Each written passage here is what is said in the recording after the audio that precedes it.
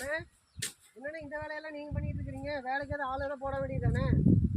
ஆனால் நீ ஒரு புரியாதனா இருக்கிறத 100 நாள் வேலைக்கு கொஞ்சம் பேர் போயிட்டாங்க. அவனாம 4வது 5வது முடிச்சு கம்பெனி வேலைக்கு போகிறானுங்க. வேலைக்கு ஆள் இல்லை, வருத வாழை வேறு வாடிட்டு இருக்குது, தண்ணி கட்டல.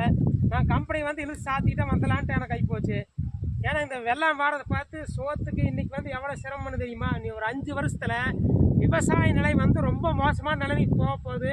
புரிஞ்சுக்கா? நீ பூமி வேறு விற்கிறாங்கிற நீ 55 லட்சத்துக்கு கேட்குறாங்க, நீ விற்கிறாங்க. ஆனால் பூமியை விற்றீங்கன்னா பின்னாடியே வந்து நம்மளுக்கு சாப்பாடுக்கே சிரமம், உணவு பஞ்சம் வரப்போகுது. எல்லா மக்களும் புரிஞ்சுக்கணும் கண்டிப்பாக. ஏன்னா அந்த உணவு இல்லைன்னா நீ எந்த வேலையும் செய்ய முடியாது. கம்பெனி இருந்தால் கம்பெனி உனக்கு சோறு போட்டுருமா? போடாது. நினச்சி பாரு, விற்கிறத முதல்ல நிறுத்து. நீ இணை வேறு விற்க சொல்கிற நீ. தயவு செய்து விவசாயம் வந்து காக்க வேண்டும்.